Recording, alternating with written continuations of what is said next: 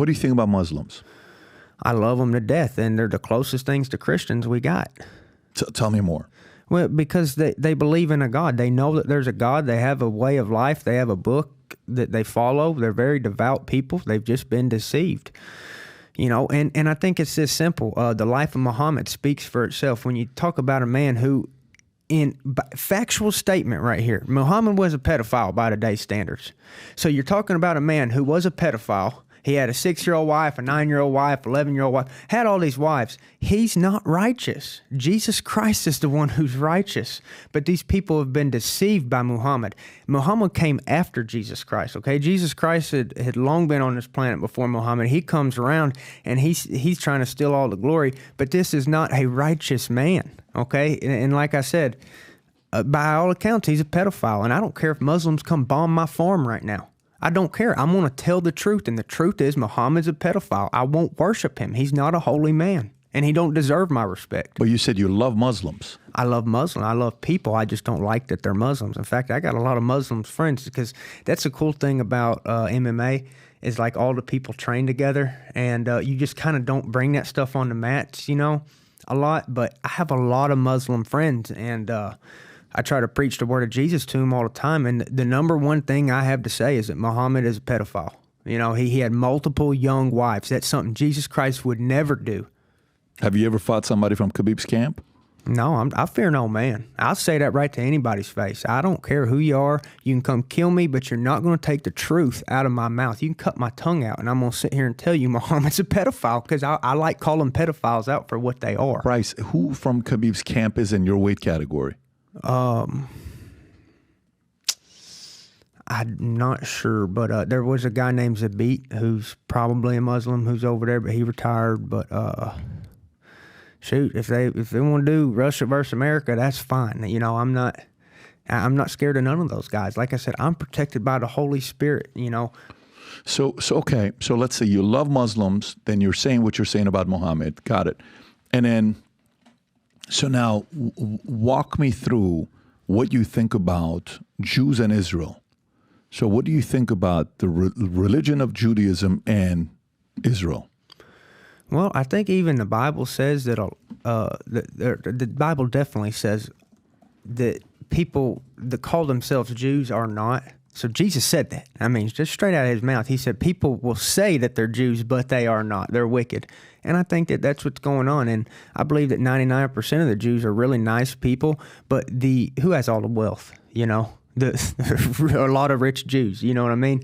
And I think that a lot of the more elite rich Jews are conspiring to take that land back, kill all Muslims and Christians.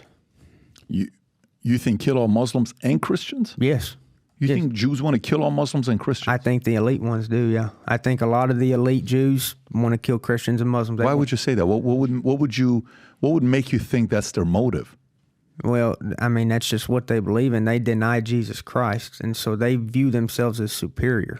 A lot of them. Now, I'm not saying every single Jew, but you got to realize there's a lot of very, very wealthy Jews that have a lot of power, and I think these are the people that are over there bombing innocent Muslims. A lot of these Muslims getting bombed, they didn't do nothing. They're just innocent women and children just getting bombed, and I think that elite Jews are the main cause of all the innocent Muslims dying.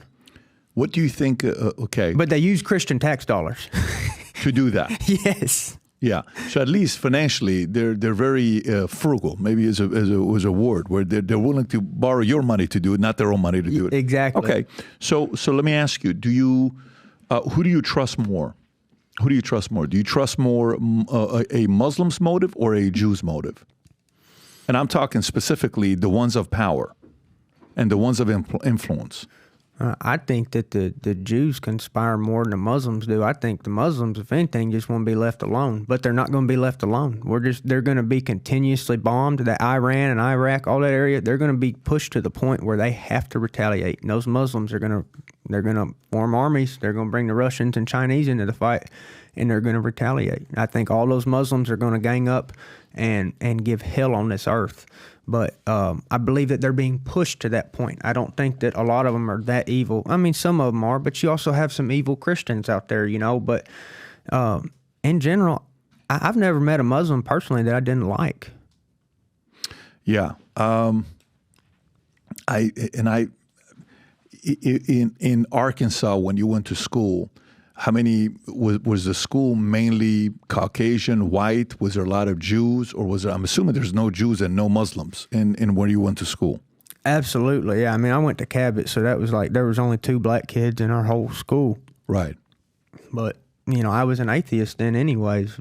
Got it. But I never discriminated on religion. I just think, as a whole, the Muslims are getting bombed so much that they're going to retaliate. I don't think that they're evil or nothing like that. I just think that they're going to be pushed to the point to where they have to form an army and they have to retaliate. And I think that that's what's going to be that World War III, is when the Muslims bring the Chinese and the Russians into the fight. So, okay, let's do devil's advocate argument on both sides. Okay, and let's see how you respond to this. So, okay, the Muslims, the part with Muslims where I think Muslims and Christians can unite in these topics is leave our kids alone, right? Don't bother my kids. Yeah. You're not going to come and tell my kids that they're going to be part of LGBTQ community. You're not going to do that to a Muslim. They're not going to be okay with that. No. And guess what? A Christian with strong values is going to be like, yeah, we're on the same page with this. I'm good. Okay, leave me alone. Okay, let me do my own thing.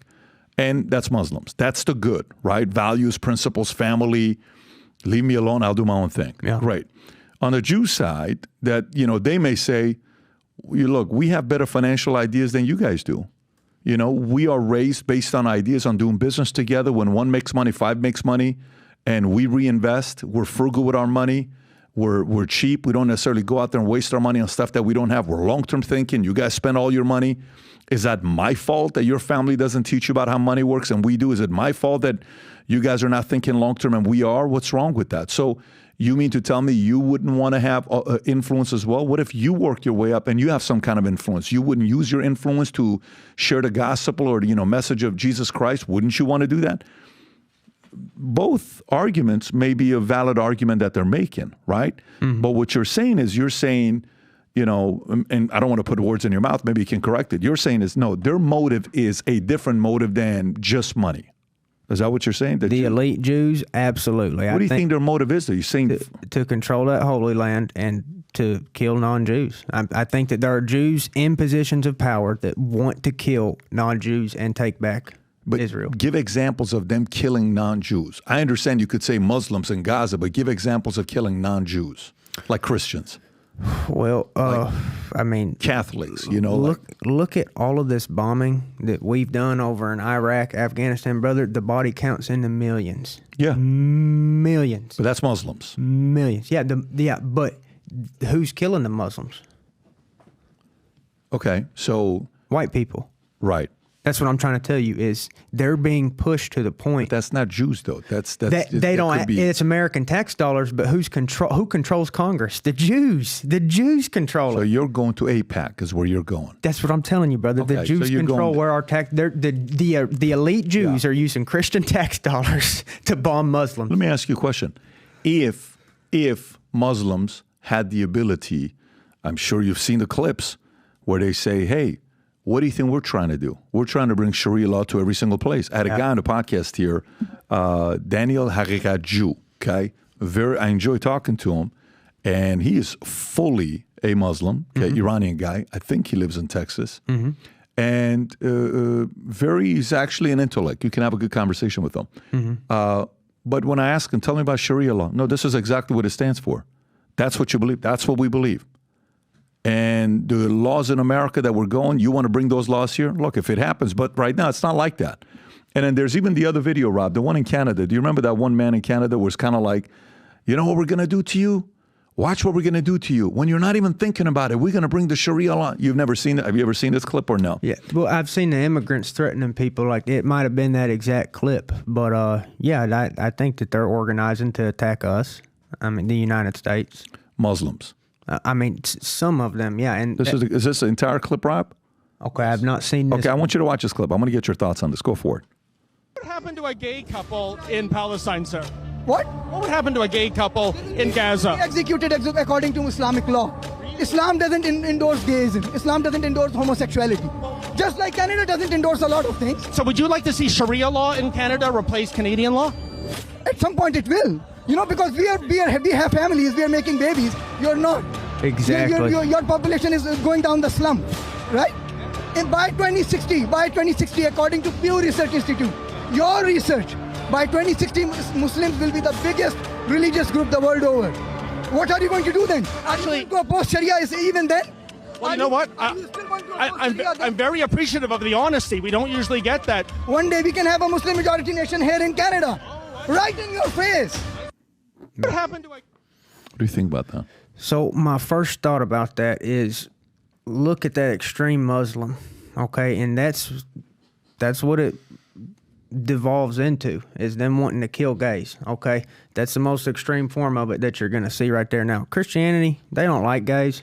They don't like people being gays. Christianity is taught to basically forgive everybody, literally forgive everybody for anything. Mm-hmm. That's the ultimate power of Jesus Christ. He was the master of forgiveness. And so, because we've all sinned, you know, especially sexual sins, you know, when there was that story in the Bible where I think it was a prostitute, they're about to stone her to death. And Jesus said, well, those of you who haven't sinned sexually, who haven't committed adultery with your eyes, you cast the first stone. So what I want to say is Christianity does not teach to kill people. It's that simple. Muslim, you saw it right there. He said we would cut your head off for being gay. Christians don't do that. Real Christians that abide by the Bible, the Word of God, they can look at an example from Jesus himself where he saved somebody who was sexually impure. He does not care. He forgives. And so that's the power of Christianity. We're only going to beat these enemies by forgiving people, being more inclusive. Now, that don't mean just me sitting up here and saying I like faggots. I ain't never going to say that. I don't like it. They kill babies because they're the ones that don't make them. They don't make babies. That's why it's evil. I'm never going to say that. But what I'm not ever going to say is I'm going to cut a gay person's head off. In fact, I'll die for a gay person's right. That's right. I'll die for some gay person fighting for this country, for our freedom. Even though I don't think that they should be gay, I think it's evil because they're killing babies. They're killing whole bloodlines. It don't matter. I would never harm a gay person. And I'm telling you right now, a Muslim will cut your damn head off. And that's a difference in Christianity and Muslims right there. That is a difference. Forgiveness. That is the difference. Jesus Christ was the embodiment of forgiveness. So what's the difference between Muslims and Jews? I think Jews got more money, but that's the difference. You're saying you think Jews got more money? Yeah. You see, for me, I get along with everybody. Yeah. And when I tell you everybody, I literally get along with everybody. I'm not attracted to entitlement attitude, blame, victimhood, complainers. You know, I'm not attracted to those qualities. But that quality has nothing to do with Christians, Muslims, Jews, blacks, white. That could be anybody. It's skinless, right? Mm-hmm. And it's religion free. It's just got to do a way you have an attitude. And I lived in different places. I lived in Iran almost 11 years. Okay, and I was 10 years old, 3 months before I turned 11 years old, I went to Germany. So I was around it, and I witnessed a lot of it, what it was like. And then I lived in LA 20-something years, around a lot of Jews, right? And I saw how they were. And I saw what the good, the bad, the ugly was of that community. More cliquish, more protective. Yeah. You were not welcome into all the clubs and, right. You know, and that area of if they have to choose between you winning and them winning, they're choosing them winning over Absolutely. you. They were very much like that. Yeah. The same can be said about Mormons. I was in business with Mormons. If there was the option about promoting me or somebody else and the other person was a Mormon, they would have promoted the Mormon over me. And I understood that. That was something that they cared for more because they were Mormons. I remember one time this movie came out, Napoleon Dynamite. I don't know if you've ever seen it or not. It's been a while, yeah. So this group in the office is like, Napoleon Dynamite may go down as the greatest movie of all time. I'm like, holy shit. And I love movies. So I go watch this movie, Rob, and I literally 2 hours later, I'm actually sincerely angry because this may be the worst movie I've seen in my entire life. Yeah. I can't wait to come to the office the next and saying, what the hell is the matter with you? I wasted 2 years of my life This was the war. They said, no, this guy's going to win an Oscar. I fell asleep. Yeah, it was a bad movie. You know why they recommended this movie and called it the greatest movie of all time? Because the main actor, that guy right there, is a Mormon. So I'm like, you are so freaking loyal to your faith that you convinced me Napoleon Dynamite was going to be the next A Few Good Men or Scent of a Woman, and this is the second coming of Brad Pitt or Tom Cruise or, you know, Richard Gere, whatever you want to call it. But, you know, I understood where you're wanting to have your own person from your church do better. I actually don't have a problem with that. That doesn't do anything for me. And maybe it's not a Christian quality. Christians don't have that. Like, we don't have a problem with doing business with the Muslim. At all. At Zero. all. Yeah, exactly. I can do business with Muslim, with Christian, with Mormon. That's right. It doesn't bother me at all. Now, you're going to come and put the, like, you know, I don't know if you've seen the videos circulating where a man with a stick is beating the woman in a dress in the middle of a public to make an example of this person. I mean, you know, I was there and I saw some of that stuff when I was a kid. That makes you a little bit uncomfortable. A kid should not grow up seeing some of that stuff in today's times. By the way, Bryce Mitchell is officially on my neck. So if you got any questions, you want to FaceTime with him, have a call with him, maybe even see what he's got going on in his backyard, you can connect Bryce Mitchell. This is his QR code. Ask him any question about today's podcast. Some tells me he's going to give you an entertaining response. So if you like this clip and you want to watch another one, click right here. And if you want to watch the entire podcast, click right here.